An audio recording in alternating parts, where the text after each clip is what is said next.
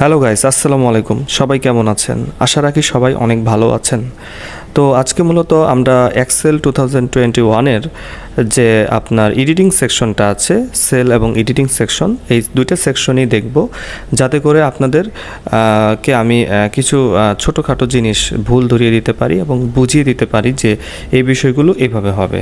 তো পুরো ভিডিওর সাথে আমি আছি রাব্বি। আপনাদেরকে অসংখ্য ধন্যবাদ জানাচ্ছি যারা ইতিমধ্যে আমার চ্যানেলটি সাবস্ক্রাইব করেছেন, আর যারা এখনও করেননি তাদের কাছে একটাই রিকোয়েস্ট থাকবে, আপনারা অবশ্যই সাবস্ক্রাইব করে দেবেন এবং পুরো ভিডিওটি উপভোগ করবেন। তো চলুন আমরা সেলস আর এডিটিং সেকশনটা ভালোভাবে দেখে আসি। ধন্যবাদ সবাইকে। Welcome to computer screen. Computer স্ক্রিনে চলে এলাম। এখন আমরা মূলত যে জিনিসটা দেখব সেটা হচ্ছে এক্সেলের যে লাস্ট দুটো আছে, সেলস এবং এডিটিং যে সেকশনটি আছে সেইগুলো নিয়ে মূলত এখন কথা বলবো। তো ফার্স্টে আমরা যেটা করব, চলে যাব আমরা এক্সেলে। তো এক্সেলে গিয়ে ব্ল্যাঙ্ক ওয়ার্ডবুকে চলে গেলাম।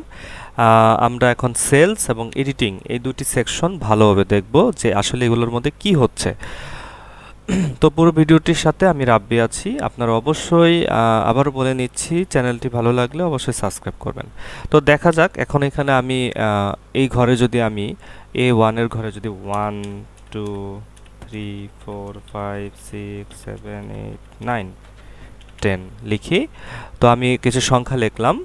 এখন আমি মনে করেন 4 নাম্বার ঘরটাতে ক্লিক করলাম। ক্লিক করে দেখেন এখানে ইনসার্ট সেলস আছে। তো ইনসার্ট সেলে ক্লিক করি, দেখেন এইখানে অপশন আছে যে shift cells right, shift cells down, insert row, insert column. তো শিফট সেলস রাইট দিয়ে যদি আমি ওকে করি, দেখেন আমার যে সেলটা আছে সংখ্যা সহ আমার ডান পাশে চলে গেছে। এটা হলো শিফট সেলস রাইট, সেলটাকে ডান পাশে নিয়ে যাওয়া।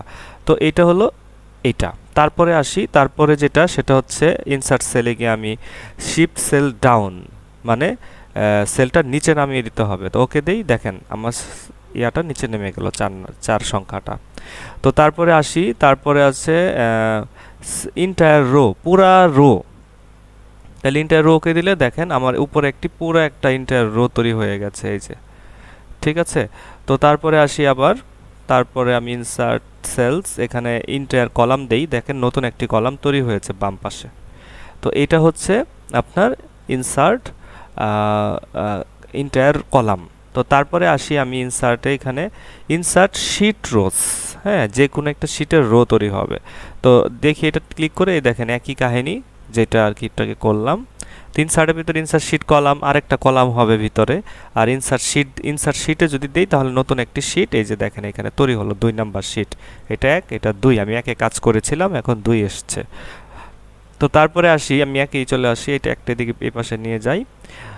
তো এইগুলো মূলত ইনসার্ট। এখন আসি আমি ডিলেটে।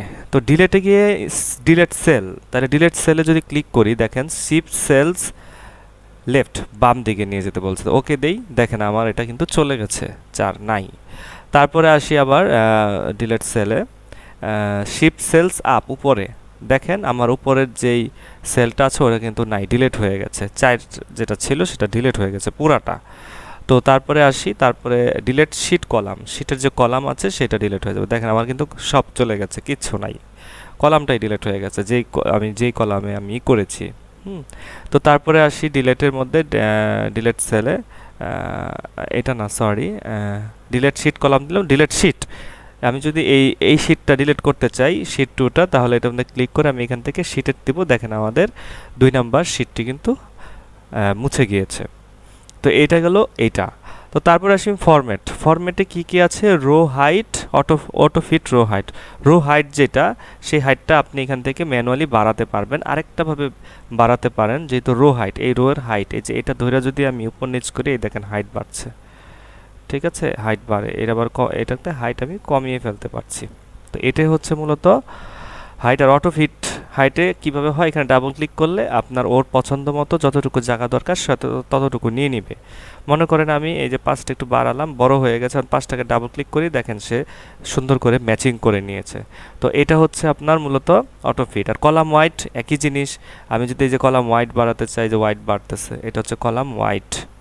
আর অটো ফিটটা হচ্ছে আমি ডাবল ক্লিক করলে যতটুকু দরকার ততটুকু রাখবে, কাজে এটা একটু বড় থাকা ভালো, এই যে। তো এটা গেল মূলত আপনার কি column width, auto fit column width, default হোয়াইটও আছে, যেটা দরকার ডিফল্ট, ওইটা হলো ডিফল্ট হোয়াইট। হ্যাঁ, তো তারপরে আসি আমি হাইড ভিজিবিলিটি, যেটা হাইড অ্যান্ড আনহাইড। মনে করেন এই চারটা আমি চারটা যেহেতু একটা কলামও আছে, একটা রো হাইড রো দেই, দেখেন চারটা কিন্তু হাইড হয়ে রয়েছে। আবার যদি আমি ফরম্যাট থেকে আমি এখান থেকে আনহাইড করি, তাহলে দেখেন আনহাইড হয়ে গেছে। তারপরে আসি যেহেতু কলামও আছে, হাইড কলাম, তো আমি নাম্বার কলামটা দেখেন হাইড হয়ে রয়েছে। আবার যদি আমি এখান থেকে আনহাইড কলাম দেই, আবার চলে এসেছে। তো এটা গেল মূলত হাইড অ্যান্ড আনহাইড। শিটটা আপনি হাইড করে রাখতে পারবেন, যেহেতু এখানে শিট একটা আছে, আরেকটা শিট যদি আমি এখান থেকে প্লাস সাইন দিয়ে কিন্তু আপনি শিট বাড়াতে পারবেন। তো 3 নাম্বার শিট যেটা মনে করেন, এটা আমি যদি এখন হাইড শিট করি, দেখেন শিটটা কিন্তু হাইড অবস্থায় আছে।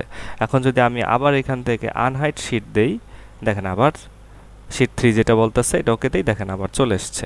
তো এটা গেল মূলত হাইড আনহাইড। আর রিনেম শিট, আপনি শিটের নামটা যদি নিজের পছন্দ মতো দিতে চান, তাহলে রিনেম শিটে যাবেন। এখন লাফাচ্ছে, মনে করেন এটা ডিজিট নাম দিব, DIGI, ডিজিটাল নাম দিলাম, দেখেন এটা ডিজিটাল নামে প্রকাশ পেল। তো এটা হচ্ছে মূলত rename sheet. Move or copy sheet, আপনি ডিজিটালের কপি আরেকটা করবেন, তাহলে মুভ অর কপিটা শিটে ক্লিক করে এই ডিজিটালটা ক্লিক করে ক্রিয়েটে কপি দিয়ে আপনি এখানে ওকে দেন, দেখেন আরেকটা ডিজিটাল তৈরি, এই যে আরেকটা ডিজিটাল তৈরি হলো, ডিজিটাল 2, এটা 1, এটা 2।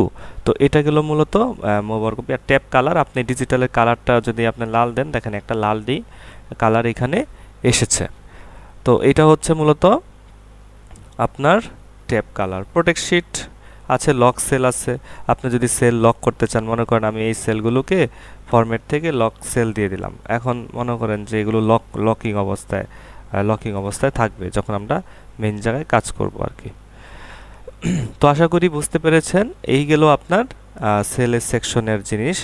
এখন যেটা আছে এডিটিংয়ে আছে অটোসামটা সহজ, মনে করেন এখানে 20, 21, এখানে 22, এই 3টা সংখ্যার যোগফল করব। ঠিক নিচের ঘরে অটোসাম হয়, আর অটোসাম সবসময় মনে রাখবেন উপর নিচ হয়, পাশাপাশি হবে না, মানে কলাম অনুসারে হয়, পাশাপাশি হবে না। তো এই ঘরে আপনি যদি অটোসামে ক্লিক করেন, দেখেন 3টা সিলেক্ট হয়ে গেছে এবং এন্টার দেন, দেখেন 62 ফলাফল চলে এসছে। তো এটা হলো মূলত অটোসাম। আবার দেন ওকে, এই দেখেন 62। তো এটা যেহেতু একবার করা হয়ে গেছে, সেজন্য আর হলো না। তো আমি যদি এই ঘরে যদি 50 বসাই, এখন দেখেন এই 4টা সংখ্যার অটোসাম এখানে ক্লিক করলে সিলেক্ট করে জাস্ট একটা এন্টার দিবেন, যোগফল চলে আসবে, এটা হলো অটোসাম। তারপর আছে ফিল। তো ফিলে আপনার রাইট আপ এটা তেমন প্রয়োজন নেই। ক্লিয়ারে আসি। এখন মনে করেন এখানে ক্লিয়ারে আসলাম, ক্লিয়ার অল, আমি যদি এই পুরাটা সিলেক্ট করে যদি আমি ক্লিয়ার অল দিই, দেখবেন সব পরিষ্কার হয়ে গেছে। আন্ডু করলাম, তারপরে আসি এদিকে ক্লিয়ার ফরম্যাট, এইখানে কিন্তু কোনো ফরম্যাট নাই। ফরম্যাট মানে হচ্ছে যে আপনি যদি এখানে ফিল কালার করেন বা টেক্সট কালার যেটাই করেন, মনে করেন টেক্সট কালার করলেন লাল, তারপরে আপনি এখানে ফিল কালার করলেন মনে করেন সবুজ। তো এখানে এখন দেখেন আপনি যদি এখান থেকে ফরম্যাট না তো সরি ক্লিয়ারে গিয়ে যে ক্লিয়ার ফরম্যাট দেন, দেখেন কালারও চলে গেছে, লেখার কালারও চলে গেছে, বর্ডার কালার লেখার কালার দুইটাই চলে গেছে। এটাই হচ্ছে মূলত ক্লিয়ার ফরম্যাট। আর ক্লিয়ার কন্টেন্টস হচ্ছে আপনার লেখা যা আছে সব চলে যাবে, এটা হচ্ছে ক্লিয়ার কন্টেন্ট মানে হচ্ছে উপাদান যেগুলো আমি এক্সেলের ভিতর লিখেছি, এটা হচ্ছে ক্লিয়ার কন্টেন্ট। আর ক্লিয়ার ফরম্যাট হচ্ছে লেখার মধ্যে যে রং, লেখার টেক্সট কালার বলেন, তারপরে লেখার আপনার ব্যাকগ্রাউন্ড কালার বলেন, এগুলো সে ডিলিট করে দেবে। তারপরে আছে ক্লিয়ার কমেন্ট, যদি কোনো কমেন্ট থাকে সেটা ডিলিট করে ফেলবে। আর যদি কোনো হাইপার লিঙ্ক থাকে মানে ওয়েবসাইটের কোনো ঠিকানা থাকে, তাহলে সেটা ক্লিয়ার করে ফেলবে। আর সর্ট অ্যান্ড ফিল্টার আগে আমরা দেখিয়েছি, ফাইন্ড অ্যান্ড সিলেক্ট, আপনার এখান থেকে খুঁজে বের করতে পারবেন। ফাইন্ড অ্যান্ড সিলেক্টে ফাইন্ডে গিয়ে যদি আপনি 20 দেন, ওকে দেন, ফাইন্ড অল, দেখেন এখানে 20 সে মার্কিং করেছে যে আমি 2 জায়গায় 20 পেয়েছি, এইটা এবং এইটা 2 জায়গায় আমি 20 পেয়েছি। তো এটাই হলো মূলত ফাইন্ড। তো ফাইন্ডের জায়গায় ফাইন্ডে আপনার তারপরে রিপ্লেস আছে, ওই 20-এর জায়গায় যদি 30 বসে সেটা পাবো গো টু, আমি কোথায় যাব, এখানে এটা সিলেক্ট করে দিলে সেটা চলে আসবে। যাই হোক, এগুলো তেমন একটা প্রয়োজন নেই। আশা করি সেলস এবং এডিটিং সেকশন দুটি আপনারা বুঝতে পেরেছেন। তো দেখা হবে পরবর্তী একটি ভিডিওতে। ধন্যবাদ সবাইকে।